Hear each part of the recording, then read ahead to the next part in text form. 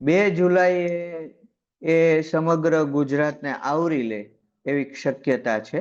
અને 2 થી 7 જુલાઈમાં સારો વરસાદ પડે એવી શક્યતા છે. 1 જુલાઈ સુધી તો હાલ છે એવું વાતાવરણ જ રહેશે, દક્ષિણ ગુજરાતને બાદ કરતા છૂટો છવાયો હળવો મધ્યમ વરસાદ. પણ 2 જુલાઈથી ઉત્તર ગુજરાત, મધ્ય ગુજરાત, સૌરાષ્ટ્રમાં વરસાદનું જોર જોવા મળશે. પહેલી બીજી જુલાઈએ ભાવનગર જિલ્લામાં સારો વરસાદ પડવાની સંભાવના છે. આ જે નક્ષત્ર છે ને, આર્દ્રા નક્ષત્ર છે, ધોરી નક્ષત્ર, પણ વાહન ગધેડો છે. એટલે ગધેડાને ડફણા મારવા પડે ત્યારે ચાલે, ધીમું ધીમું ચાલે. છતાં મને એવી આશા છે કે આર્દ્રા નક્ષત્રના જે છેલ્લા 5 દિવસ છે એની અંદર, એટલે કે તારીખ 2 થી 7 વચ્ચે વાવણી થઈ જાય એવી શક્યતા છે. એમાં 6 તારીખથી પુનર્વસુ નક્ષત્ર બેસશે, ઘોડો, એટલે ઘોડો પૂરપાટ ચાલે તો 20 તારીખ સુધી એમાં બહુ સારો વરસાદ થશે. એમાં એવું છે કે અલનીનો મજબૂત થઈ રહ્યો છે અને ધીમે ધીમે ઇન્ડિયન ઓશન ડાયપોલ નું વલણ પણ મજબૂત થવા તરફ, એટલે કે પોઝિટિવ થવા તરફ છે. હજી પોઝિટિવ થયો નથી, પણ એનું વલણ પોઝિટિવ થવા તરફ છે. તો જુલાઈના એન્ડમાં ઇન્ડિયન ઓશન ડાયપોલ જો મજબૂત થઈ જશે, એટલે કે પોઝિટિવ થઈ જશે, તો ઓગસ્ટમાં પણ સારા વરસાદ થશે. અને આઈએમડી એ જે કહ્યું છે કે 90% આ વખતે વરસાદ થશે, ત્યાં 90% થઈ શકે છે. પાછોતરા વરસાદ પણ થઈ શકે છે, કારણ કે ઓગસ્ટમાં આશ્લેષા અને મઘા નક્ષત્રો છે, એના વાહન છે મોર અને હાથી જેવા વાહનો છે. તો જુલાઈના એન્ડમાં ઇન્ડિયન ઓશન ડાયપોલ જો મજબૂત થઈ જશે તો પાછોતરા વરસાદનો લાભ મળશે.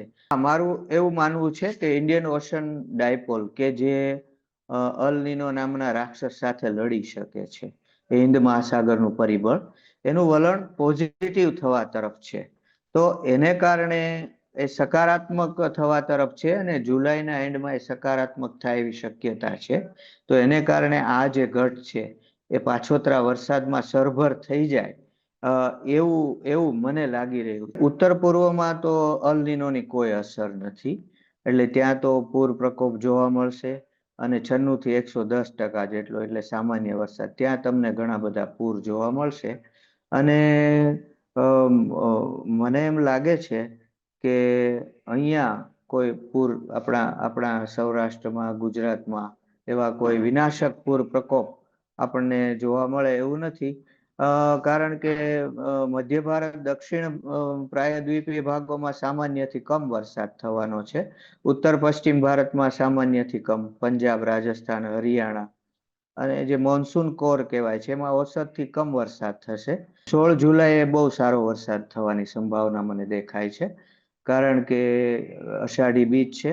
ઘર અષાઢી બીજડી નિમે નિરખી જોઈ, સોમ શુક્ર ને સુરગુરુ જળ બંબારણ હોય.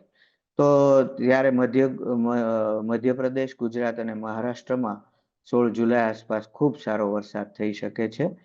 બીજી એક વાત કરું તો ભગવાનનો જે જન્મ થાય, ગોકુલ અષ્ટમી, જન્માષ્ટમી, તે દિવસે રાત્રે રોહિણી નક્ષત્ર છે. તો ત્યાર પછી પણ વરસાદ આવવાનો છે બેન, હું તો એમ માનું છું. એટલે આપણો મુખ્ય મદાર ઇન્ડિયન ઓશન ડાયપોલ ઉપર છે. એ જો બરાબર થઈ જશે પોઝિટિવ, તો વરસાદની કોઈ કમી નહીં રહે. પાછોતરો વરસાદ બેન થાય ને તો કપાસમાં ઈયળો ને એવું બધું થાય, પણ આ અલ નીનોને કારણે વરસાદ જ ન આવે એની કરતાય સારું. પછી શિયાળુ પાક તો બેન આવે ને, એમાં શું થયું છે આ વખતે બેન છે ને, આ અલ નીનોને કારણે પ્રશાંત મહાસાગર તરફથી વ્યાપારી પવનો આવી રહ્યા નથી. ટ્રેડ વિન્ડ્સ જેવા કહેવામાં આવે છે. તો એની સાથે જે ભેજ આવવો જોઈએ ને, એ નથી આવી રહ્યો. તો એને કારણે આ ચોમાસાની રફતાર ધીમી છે, ચોમાસું ધીમું ચાલે છે. આ વખતનું ચોમાસું શુષ્ક હવા સાથે આવ્યું છે. અને અત્યારે જે અલ નીનો છે ને, એ ઇન્ડિયન ઓશન ડાયપોલ એ 0.01 ડિગ્રી સેલ્સિયસ જેટલું પોઝિટિવ છે. પોઝિટિવ તો છે પણ 0.01 ડિગ્રી, એટલું ન ચાલે. એ 0.4 ડિગ્રી સેલ્સિયસ થઈ જાય, વધી જાય એનાથી, તો પોઝિટિવ ગણાય. એ જરા આ વિષય બહારની વાત છે, પણ રાજા જો સારો હોય તો ઇન્દ્ર સારો વરસાદ વરસાવે છે, એવું શાસ્ત્રમાં લખેલું છે. તો મને એમ લાગે છે ખેડૂતો ધીરજ રાખે તો આગળ ઉપર સારા વરસાદ આવવાના છે. પૂર જેવો વિસ્તાર ઓગસ્ટમાં પૂર થઈ શકે આશ્લેષા નક્ષત્ર એટલે પેલું જે નક્ષત્ર આશ્લેષા છે પેલા 15 દિવસ 15મી ઓગસ્ટ 15મી ઓગસ્ટે પણ વરસાદ થવાનો છે તો એ આપણે ગુજરાતમાં થશે સારો વરસાદ થશે અને આ જે ઓગસ્ટના પહેલા 15 દિવસ છે એમાં તમે કહો છો એવું પૂર આવી શકે કારણ કે આશ્લેષા નક્ષત્રનો છાંટો બહુ ભારે હોય છે અને ઈ નક્ષત્ર વરસે તો દરિયામાં પણ ન સમાય એટલો વરસાદ થતો હોય છે લોંગ ટાઈમ પ્રિડિક્શન થઈ ગયું ઓગસ્ટને હજી ઘણી વાર છે આપણે તો સેટેલાઇટ ઇમેજ ને બધું જોવું પડે ને બેન લોંગ ટાઈમ પ્રિડિક્શન છે માત્ર નક્ષત્રને આધારે છે તો એમાં પૂર પ્રકોપની શક્યતા રાજ્યમાં અને દેશમાં પણ છે